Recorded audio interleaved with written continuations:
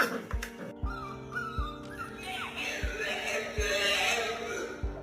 just when I take my small sandbag and I put it down the position back here, it's named.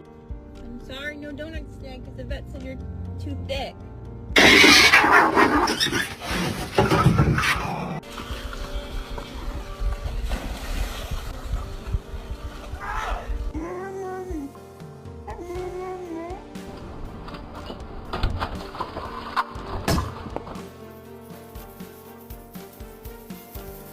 I love you.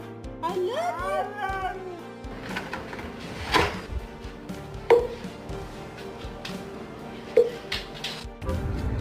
Oh, come here, Itzy, come.